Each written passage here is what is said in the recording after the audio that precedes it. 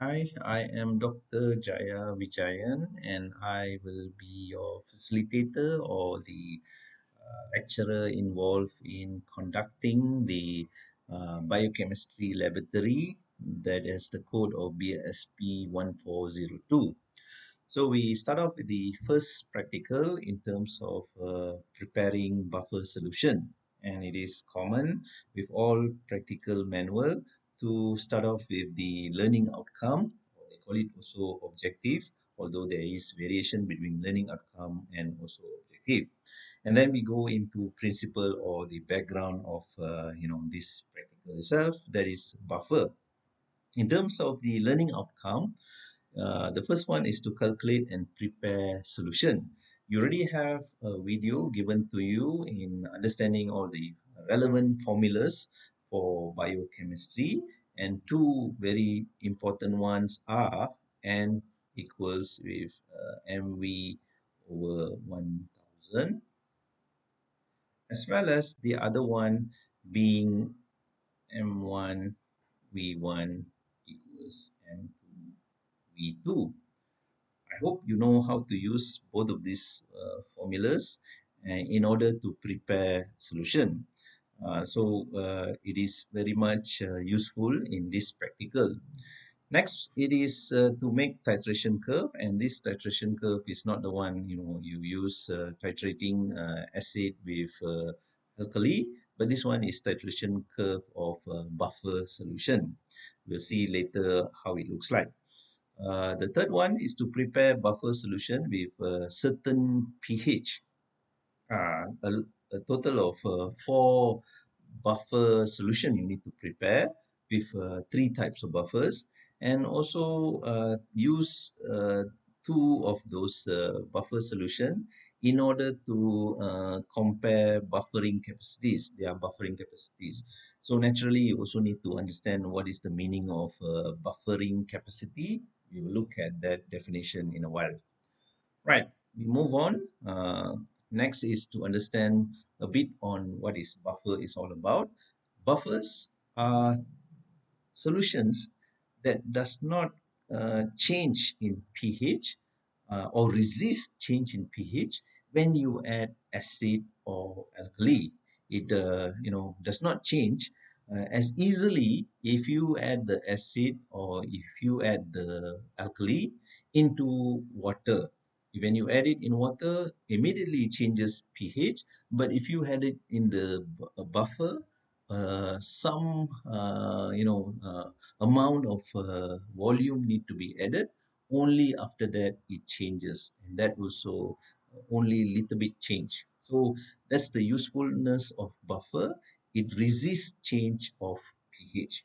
Next, what is the buffer all about? The content was, it is a combination of a weak acid such as acetic acid and its conjugated base such as acetate ion, or sodium acetate, and then also can be in the other analogously different one, that is weak base, and also its conjugated acid.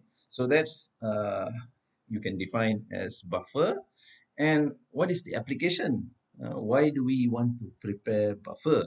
There are three application I already put here in the field of biotechnology. The first one is to, when you are studying enzyme, say kinetics of enzyme, or you are using a particular enzyme, you always want to know what is its optimum pH, and therefore you want to add together with the enzyme a buffer so that it performs its best possibility, best potential, and also not allowing change in pH, either to be more acidic or more basic. If that happens to the enzyme, it will be in a condition where it might go into denaturation. So by adding a buffer, especially to the optimum pH, it's avoids denaturation. Another purpose or inclusion of buffer is in the application of gel electrophoresis, such as SDS page. They call it SDS page. but in what you call complete meaning of it is sodium dodosyl sulfate polyacrylate gel electrophoresis. Don't worry so much about the SDS page because you will learn it next year. But basically, in SDS page, we also include a buffer in the procedure, and it has certain pH, which will cause whatever protein mixture you put to be becoming ions or charged. When it becomes charged, then when you run the SDS page, the electric field in the SDS page will cause it to migrate from, say, positive to negative, and therefore it will go through the gel and it will separate based on molecular weight as bands. Okay? And then another application is in chromatography. So you do a lot of chromatography again to separate a protein of interest from a mixture. And for that to take place, we use ion exchange chromatography where the gel has charges and the protein mixture when once it's been in the environment of a buffer, it will be charged. So if your gel has positive charge, we want the protein of interest to be negatively charged, then it will be attracted and bound, and therefore you use a eluent to separate it after that, and it is easily separated from all those protein that you do not want, and you only want to focus on the protein that of interest. So that's three application. I just give an overview. Again, don't get into too details about it, but it's just good to know why we are looking into preparing buffer, and later it will be applied in your degree. And here I give some examples of buffer. There are three. You have acetate buffer. So this one has acetic acid being the weak acid with its conjugated base, which is sodium acetate. This buffer is very popular, especially for learning about buffer, but its popularity has dwindled when it comes to application in a real application. More, newer buffers have taken its place. Then you also have phosphate buffer, they call it PBS, in short, phosphate buffer solution. I recall we normally buy this in tablet. It's very commercialized. You buy in tablet, they say this one is for 7.2, pH 7.2, and then you just have to follow the instruction how much of water to add. Say you add 1 liter, it will become a buffer with pH 7.2. Okay, and you also have Tris buffer as an example. Tris buffer is the one used in gel electrophoresis, SDS page, where you need to prepare and therefore it will cause the change in the protein mixture having charges, and therefore it can migrate in the electrical field. Okay, so that's three examples. There are more, we'll see in a while. But before that, it's best to understand a particular formula that you need to use in order to calculate in a manual way or conventional way or the old style of calculation, which is Henderson-Hasselbalch equation, which comprise of pH equals pKa. This pH is what pH you desire your buffer to be at the end of the preparation, and the pKa is the constant or this dissociation constant for the weak acid. It also can be pKb for the base, so it can be replaced. And then you have the log of concentration of the uh, substance concentration or the conjugated base, as well as the bottom you have the substance concentration of the weak acid or conjugated acid. Basically, this Henderson-Hasselbalch you can use in order to calculate how much of the CS as well as CAC needed to be combined in order to make the buffer. So to understand further, we go through an example of a buffer preparation in a while. And then you have this table where the constants pKa is given for certain buffering agents, as you can see, and also their useful pH range. Okay, so uh, if say I want you to prepare a buffer at pH 6, so the desired pH is 6. Unfortunately, you can see in terms of useful pH range, none of these actually can be used for pH 6. Not that you cannot use pH 6 for, say, acetic or acetate buffer. You still can use, but you can see it is not at 6, therefore a bit not very capable, or can be resisting change when you are hoping at 6. It's best you choose another buffer which is useful pH is within 6. So for that purpose, only citric acid. Okay. And another thing is, so you say if you're going to use this formula, what pKa to use since got 3. Okay. If the pH is 6, you use the 6.4 rather than any other the other two, because 6 is close to 6.4. So you understand how to choose which pKa based on these three, which is the pH desired by you in terms of the N buffer to prepare. Okay, so we move on by actually doing a calculation in the most conventional manner that is possible. Say you want to prepare 5 liters of zero point 0.3 molar acetate buffer. So you want to have the pH to be 4.47 and only to use acetic acid as well as potassium hydroxide. So how do you go about in actually calculating how much of acetic acid to add with how much of potassium hydroxide? Firstly, you need to know the disassociation of acetate buffer, the the reaction itself. So you need to have that, and then you need to have the Henderson-Hasselbalch. So this is what you need to do, and then there will be a few consideration or assumption need to look into in order to calculate how much of acetic acid need to be combined with potassium hydroxide. So here it goes. After you know that you have this information, the known parameters as well as the pH, you put it in the Henderson-Hasselbalch equation and you work out this equation. Here I already fast forward, okay, simplified it.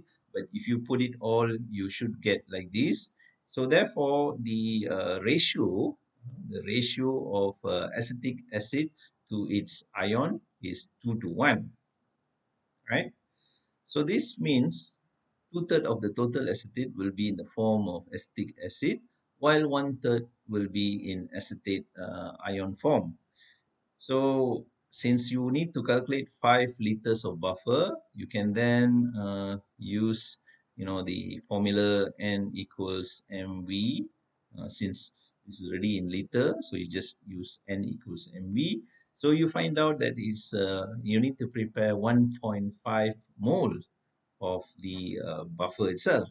And inside there, 1.5, you multiply it by two-thirds because the ratio is 2 to 1. Then you would see two-thirds is actually the acetic acid, that will be 1 mole. As well as the acetate ion, you multiply by one-third because it's one-third, right? And it will be zero point 0.5 mole. So if you consider all the acetate ion now coming from acetic acid, then the volume of 2 molar acetic acid now can be calculated. Again, using the N equals mv over 1000. You have already calculated the total, since you say uh, all the acetate ion is originating from acetic acid, so it has to be 1.5 lah, okay, and then multiplied by 1000 divided by 2, that will be 750 ml of acetic acid. So you can also find out how much of the potassium hydroxide by using the zero point 0.5 mole and multiplying it by 2.5 molarity, divide by 2.5 molarity, multiplied by 1000, that will be 200 ml. So you need 750 ml of acetic acid to be reacting with 200 ml of potassium hydroxide in order to get that, the acetate buffer. But you can see 750 add with 200 is only 950 ml. So there is also preparation consideration. You need to prepare it correctly. So once you add the 750 with 200, the remainder of up to 5 liter, you need to add with water. But you don't just straight away add to 5 liter. Usually we will find apparatus of using what they call it as volumetric flask, okay, and it has a meniscus marking there, and this will be, they should have in a lab 5 liter what you call volumetric flask. So you add the 750 acetic acid, you add further with potassium hydroxide 200 ml, and this will be here, and you add finally with water, but don't up to 5 liter, stop at somewhere before 5 liter, and you perform what is known as making the pH to be at 4.47, because it's not very accurate whenever you add two ingredient and you already expect after putting it at 5 liter to be accurate in terms of having pH 4.47. There will be chances it'll be 4.37 or 4.57 or something else. Okay, after gauging using a pH meter, a calibrated pH meter, whether what is the right pH, actual pH, you adjust it to be 4.47. For instance, if it's 4.37, then you need to elevate the pH. You add sodium hydroxide. If it is 4.57, then you add HCl. So it all dependent on what's the actual pH. So you use up this space to adjust at the HCl or NOH, then only you add water after you already achieve 4.47. So that's the what is been written here. Okay, so that's on preparation of this acetate buffer of 5 liter. Except you can see it's kind of difficult to use this Henderson-Hasselbalch equation formula. Of course, as a biochemist or biotechnologist, you need to learn the conventional way of preparation. But with all the Internet of Things that is available, you can also use all these buffer calculators. So I have gathered a number of buffer calculators, some five here, and I also put the URL might may cease to exist because with internet changing all the time. But I know for sure the first one, that is Usaha Bio, is still there. So let's look at how it looks like. Okay.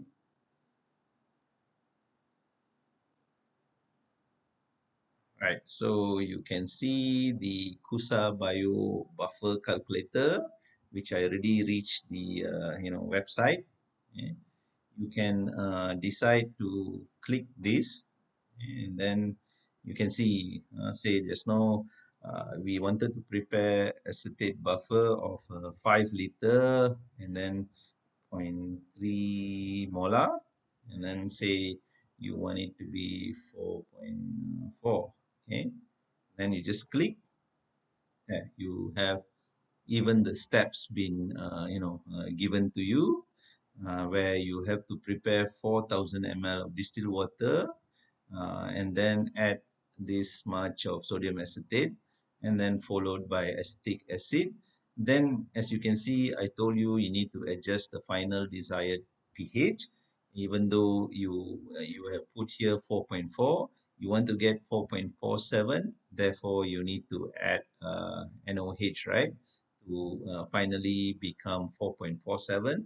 And only then you add the distilled water to become 5 liter. So I hope you understand how to use this buffer calculator. They have many other suggestion for you here. Okay, so let's get back to the hold on. Okay, let's get back to where we left off. Okay. Right. So that's on all the buffer calculator URL. Another principle that you need to understand is buffer capacity. So what is this buffer capacity? If you read here, capacity is basically, you have 1 liter of your buffer. How much of volume of strong acid, say HCl, or strong base, such as sodium hydroxide, normally to be 1 molar, how much do you need to add in order to change your buffer to 1 unit above what it is now, or exactly 1 unit below what is your pH of your buffer at the moment? Okay, so the volume will tell you whether it's a strong buffer or a weak buffer based on this definition of buffer capacity. So please read on further. I just want to bring your attention to this last sentence here for the definition of buffer capacity, where it says the buffer capacity has reasonably high value only for pH close to pKa value and further from optimal value, the lower capacity of the solution. So what does this mean? To understand what is this sentence mean by buffer capacity, you have to look at this graph. This is a graph of titration curve for sodium phosphate buffer. It is pH of buffer, and as soon as they add, from acidic to the basic environment to the buffer, you can see it changes in a sigmoidal shape. And based on this definition of a buffer, or a buffer capacity. For this buffer, the pKa is 7.21. So the definition gives a description at 7.21. It is strongest when it comes to buffering ability. As you add acid or base, it will resist much more better than if you add at this curve line here or this curve line. You can see if you add here, it immediately changes. Even a little bit or you add, it will change much faster. While here you have to add more, only slight change in pH can take place. So that's the one more principle that you need to understand about buffering capacity. Right. We now move on to actually the experiment itself, which you need to conduct in the laboratory. There are two what you call experiments. The first one is to basically prepare uh, the solution of sodium acetate, as well as the second one is to prepare hydrochloric acid. So without going in depth in understanding the how to prepare, because I want you to learn, you have to find out. Remember, I told you there's two formulas: N equals mv over 1000, as well as the other one being the dilution one, m2 V2. Okay, so find out which of these formula is useful in preparation of sodium acetate as well as preparation of hydrochloric acid, and then you can use it to calculate. and then go and find the ingredients and then weigh it or measure in volume in order to finally prepare these two solutions.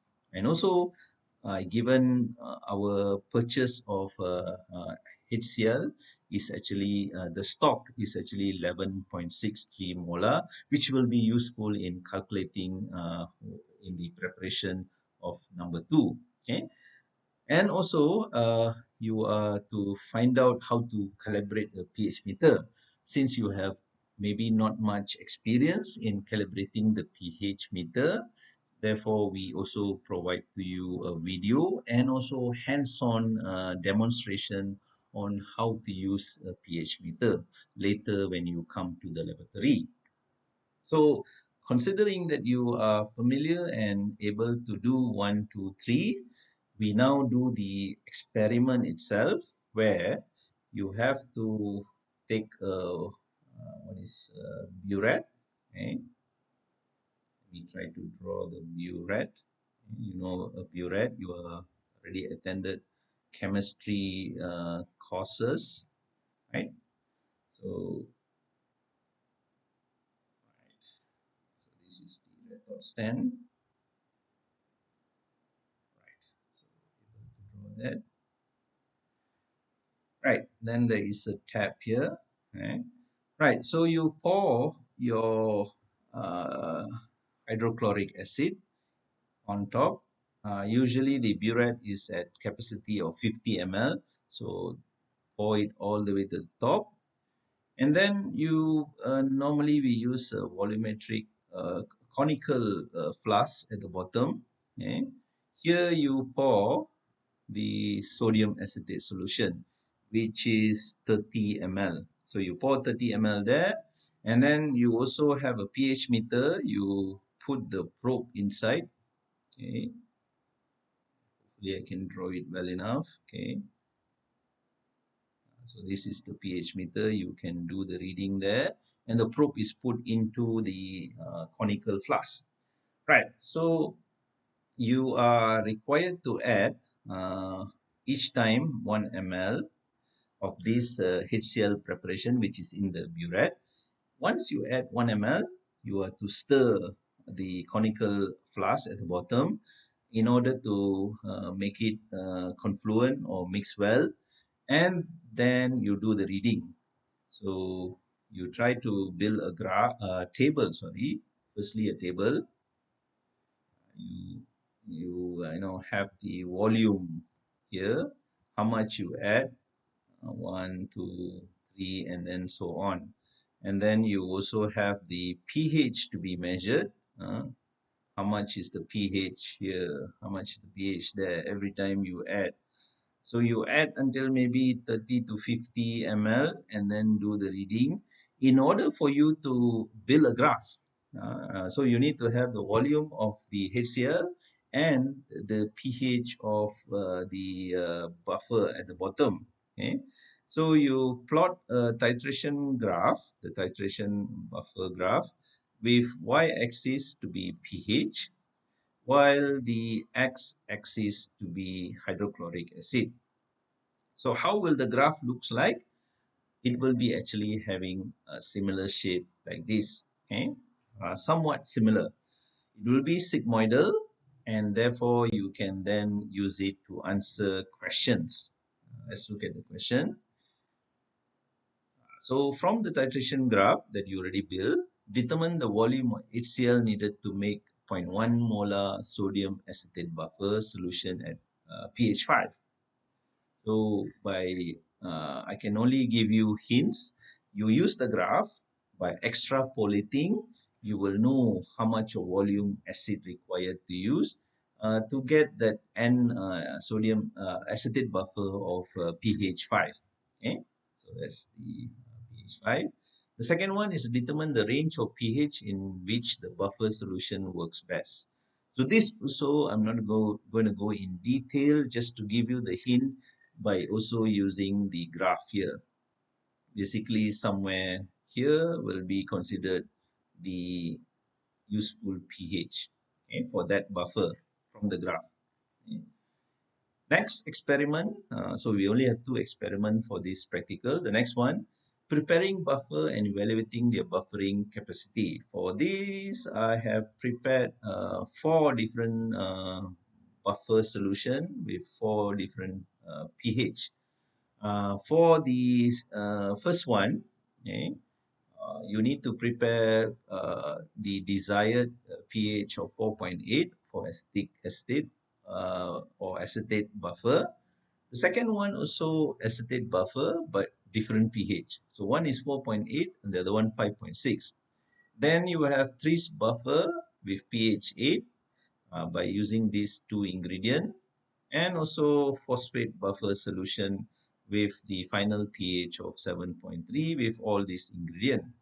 So how do you prepare this buffer? You can use the conventional way of calculating by using the Henderson-Hasselbalch equation, or you go back and use that Kusabio, this URL here, or any other link that you think suitable for you. But I would stick to Kusabio. So you go here and then say you go to acetate buffer and then get some information from here. So you're supposed to have 4.8 the n desired pH, and then 100 ml 0.2 molar. So let's go back there. So it's 0.1 lah, and then 4.8, right? 4.8, what was the, yeah, so 0.2. Okay. Type it and then you click. Okay, so you already know how much to prepare, and then you can go start preparing it in the laboratory. Sodium acetate, you need 1.61 gram.